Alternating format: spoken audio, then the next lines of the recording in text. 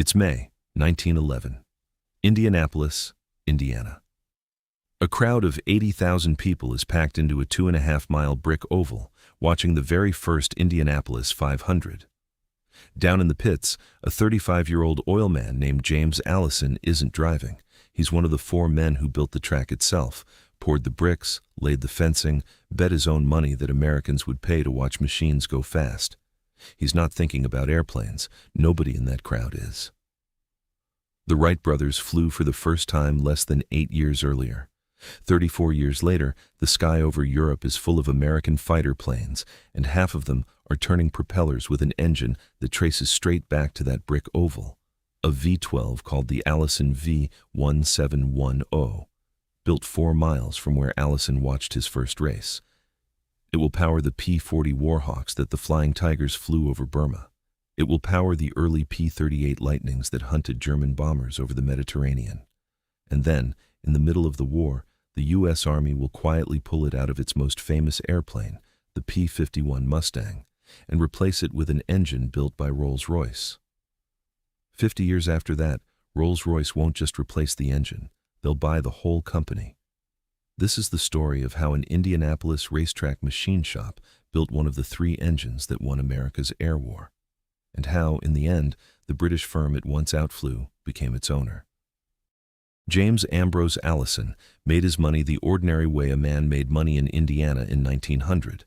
He found something everyone needed and made a better version of it. His invention was the pressurized acetylene headlamp, sold through the Presto Light company he co-founded with Carl Fisher. Before electric headlights, that little glass and brass lamp was standard equipment on cars all over the country. It made both men rich, and it made them exactly the kind of restless, car-obsessed money that Indianapolis had in abundance at the turn of the century. Fisher and Allison, along with 2 other partners, had an idea in 1909 that sounds almost absurd in hindsight. Build a giant oval racetrack, not primarily to entertain people, but to give American automobile manufacturers a place to test their cars at speed. Detroit had the factories. Indianapolis, they figured, could have the proving ground. They called it the Indianapolis Motor Speedway. The first surface was crushed stone and tar, which fell apart almost immediately and killed several people in the opening races. So, within a year they repaved the whole 2.5 miles in 3.2 million bricks. That's where the track's nickname, the Brickyard, comes from, and some of those original bricks are still there today, 1 yard wide, laid across the start-finish line. Allison built himself a garage near the track to service and modify his own race cars, and in 1915 that garage became something more formal, the Allison Experimental Company. It was a machine shop, first and foremost, a handful of skilled machinists doing precision engine work for racing teams, refining pistons, cylinders, valve gear. Indianapolis in this era wasn't just a racetrack, it was becoming a genuine hub for automotive engineering talent, and Allison's shop sat right at the center of it, absorbing the best mechanics who came through the speedway garages every May. What turned a race car machine shop into an aircraft engine company was World War I. The U.S. government, scrambling to catch up on aviation after the war started, needed manufacturers who could machine precision engine parts to impossibly tight tolerances, and that was exactly what Allison's shop already did for racing. Allison's company took on contracts building parts and doing overhaul work for the Liberty engine, the standardized American aircraft engine of the war. It was subcontract work, not a signature product of their own, but it put airplane engines for the first time inside a company that had started out building headlamps and race cars. James Allison died in 1928, only 56 years old, and the company he'd built almost didn't survive him. It passed briefly to the Fisher brothers, no relation to his old speedway partner Carl Fisher, before General Motors bought it outright in 1929. GM had its own reasons. The corporation was pushing into aviation in the late 1920s, buying stakes in aircraft makers and engine suppliers, trying to build itself into a transportation conglomerate that made cars, trucks, buses, and planes. Allison Engineering became GM's aircraft engine arm, headquartered right there in Speedway, Indiana, a few miles from where James Allison had once watched the first 500 with no idea what his little garage would become. Through the early 1930s, the Army had a problem it needed solved. It wanted what engineers of the era called a hyper-engine, a liquid-cooled power plant that could push past 1,000 horsepower, something no American manufacturer had yet delivered in a practical, mass-producible design. GM handed the assignment to Allison's chief engineer, Norman Gilman, and Allison's small Indianapolis team spent most of the decade quietly developing a 12-cylinder, liquid-cooled V-12. In March of 1937, they delivered a prototype to the Army Air Corps at Wright Field in Dayton, Ohio, and a month later, it passed the grueling 150-hour acceptance test. They called it the V-1710 for its displacement in cubic inches. Nobody watching that test in 1937 knew it yet, but Allison had just built the engine that would carry American fighter planes through the first years of the coming war. The V-1710 was, on paper, everything the Army had asked for. Liquid-cooled, supercharged, 12 cylinders arranged in a 60-degree V, putting out roughly 1,200 horsepower in its early production form, enough to be genuinely competitive with anything the rest of the world was building. And crucially, it was designed from the start to be modular. The same basic engine block could take a supercharger mounted in different positions, could drive a propeller directly or through a remote extension shaft, could be tuned for different altitudes and different airframes. That flexibility is what let Allison's small Indianapolis engineering staff support an entire generation of American fighters with essentially one engine family. By 1939, as war clouds gathered in Europe, Allison had roughly 600 employees. That number was about to explode. In April 1939, the company announced it would triple its Speedway facilities. In January 1941, the operation was formally renamed the Allison Division of General Motors, and Life magazine ran a feature calling the V-1710 the plane motor on which the Army puts its biggest bet. By July of that year, total government orders for Allison engines topped $242 million, an almost unimaginable sum for a company that a decade earlier had been building headlamps and racing parts. The V-1710 went into three of the most important American fighters of the early war. The Curtiss P-40 Warhawk, the shark-mouthed fighter flown by the American volunteer group in China and Burma, the Flying Tigers, whose exploits against Japanese forces became front-page news in the United States. The Lockheed P-38 Lightning, the twin-boom, twin-engine fighter that racked up more Japanese aircraft kills in the Pacific than any other American plane, flown by America's two top-scoring aces of the entire war, Richard Bong and Thomas Maguire. And, in its early production runs, the North American P-51 Mustang. By 1941, Allison's Speedway plants employed more than 12,000 people, and when America entered the war that December, the company became one of exactly three manufacturers the United States relied on for aircraft engines at scale, alongside Pratt & Whitney with its air-cooled radials and Wright Aeronautical building the engines that powered the B-17 and B-29 bombers. Three companies. That was the entire foundation of American fighter and bomber propulsion in the early 1940s, and one of the three traced its lineage straight back to a garage next to a brick racetrack. What made the V-1710 genuinely competitive wasn't just raw horsepower.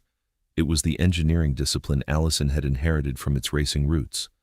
Precision machining, tight tolerances, a culture built around squeezing reliable performance out of an engine under punishing conditions. That's exactly the DNA you'd expect from a shop that spent its first 15 years tuning race cars for the Indianapolis 500. And it's part of why the Army trusted Allison with an engine program that, in any other decade, might have gone to a more established aviation firm. For a stretch of the early 1940s, the V-1710 was, quite simply, one of the engines America went to war with. Picture a P-38 Lightning climbing out over New Guinea. Two Allison V-12s howling on either side of the pilot, the airframe built specifically to take advantage of that twin-engine redundancy and power.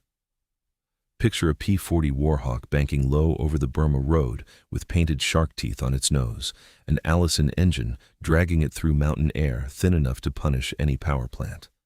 These weren't experimental machines. They were, for the first 2 or 3 years of American involvement in the war, the front line. There is something specifically American about the Allison story at its peak, a company built by Indy 500 racers, staffed by Indianapolis machinists, delivering an engine that let American pilots fight a two-ocean war. Employment at the Speedway area plants swelled past what anyone in 1928, watching James Allison's small garage, could have imagined. Entire neighborhoods of Indianapolis built their working lives around 3 shifts a day at the Allison plant, machining crankcases and connecting rods for an engine bound for airfields most of those workers would never see. And it wasn't only fighters. Allison engines went into P-39 Airacobras, flown in huge numbers by the Soviet Union under Lend-Lease. So many, in fact, that more V-1710-powered P-39s ended up in Soviet hands than American ones, making the Allison engine, quietly, one of the more important pieces of American hardware in the entire Eastern Front Air War. An Indianapolis racetrack engine keeping Red Army fighter pilots in the sky over Stalingrad. That's not a footnote. That's the kind of reach a genuinely dominant wartime engine has. This was the golden era, not just in production numbers, but in what the engine meant. To own or fly behind an Allison V1710 in 1942 or 1943 was to be flying one of the machines America had bet its air war on. It sat in the same conversation as the British Merlin and the German Daimler-Benz.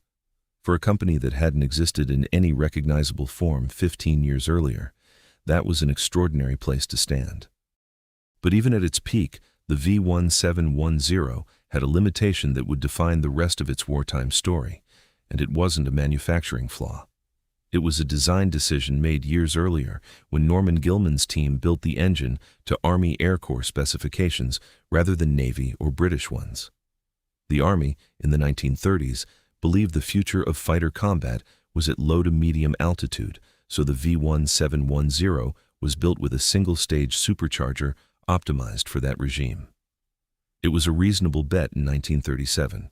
It became a serious problem the moment American and British fighters started meeting German aircraft at 25 and 30,000 feet. Above about 15,000 feet, the V1710's power fell off sharply. Thin air starved the single-stage supercharger, and an engine that was genuinely competitive down low became noticeably outclassed up high. The P-40 and early P-38 both suffered for it in high-altitude combat over Europe.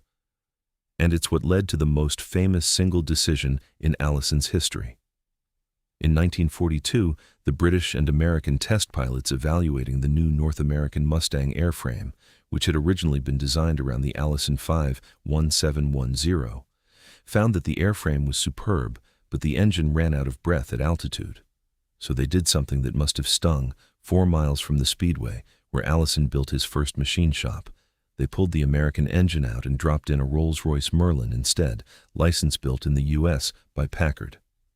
The result was the P-51 Mustang, arguably the best all-around fighter of the Second World War, and it flew on a British engine.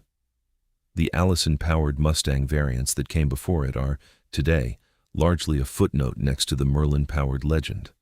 That's the wound at the center of this story.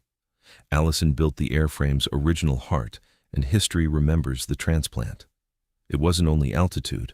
As the war went on, American engine development increasingly pushed toward 2-stage superchargers and ever higher boost pressures, areas where Pratt & Whitney and the Merlin-Packard partnership were investing heavily.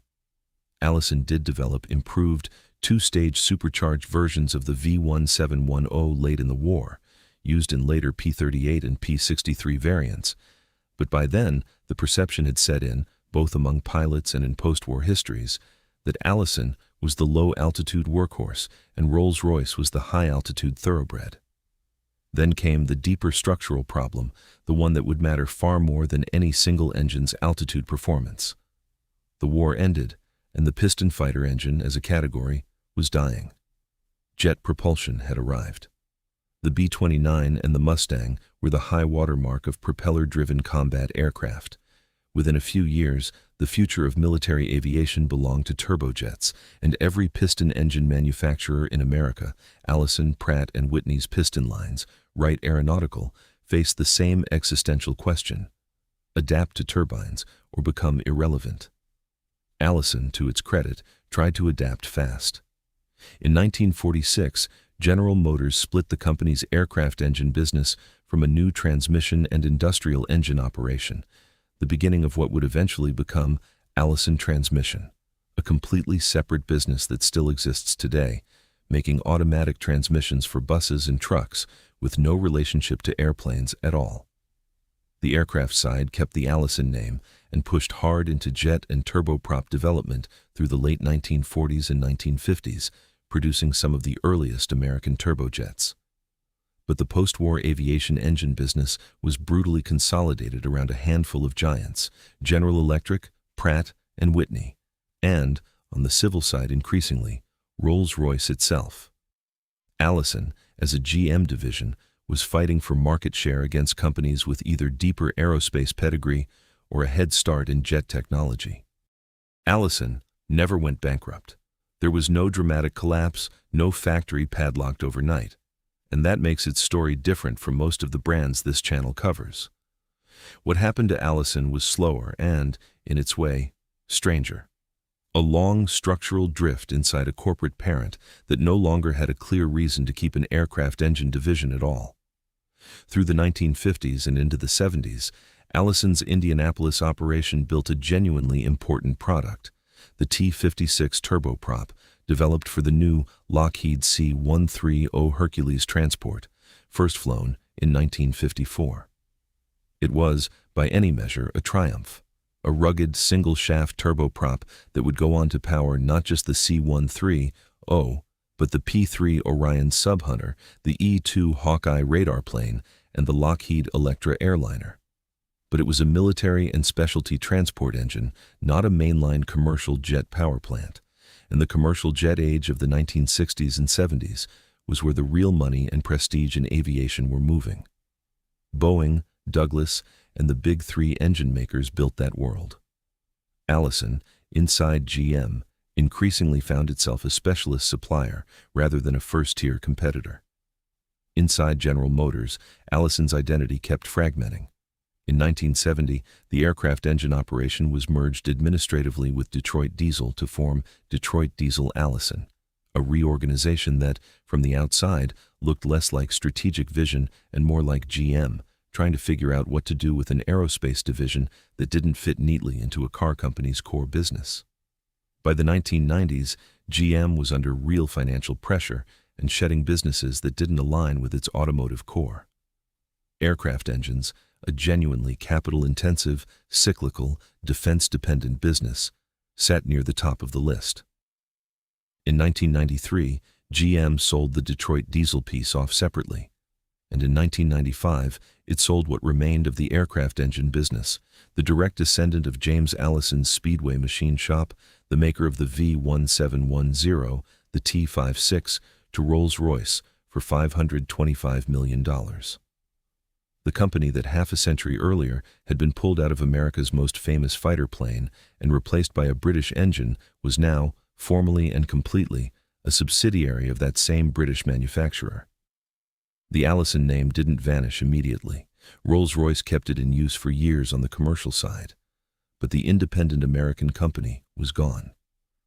What remained became Rolls-Royce North America, still headquartered in Indianapolis, on land not far from where a young oilman once watched cars circle a brick oval. Here's the part of the Allison story that separates it from most of the companies this channel has covered. The engine didn't die. It just stopped being American-owned. Walk into the Rolls-Royce Indianapolis facility today, and you're standing in what was Allison's own plant, the company's largest production site in the United States, where the T-56 and its successor, the AE-2100, are manufactured, assembled, and tested. That T-56 turboprop, the one Allison engineers designed in the 1950s for the brand-new C-130 Hercules, is still in production, having passed 18,000 units built and more than 230 million operating hours logged across nearly 70 countries. Support contracts on the T-56 program run into the hundreds of millions of dollars and are scheduled to continue for years to come. Somewhere in the world, right now, there's almost certainly a C-130 or a P-3 Orion in the air, its engines turning on a design that traces directly back to James Allison's Indianapolis machine shop, built today under a British badge. That's the twist this channel doesn't get to tell very often.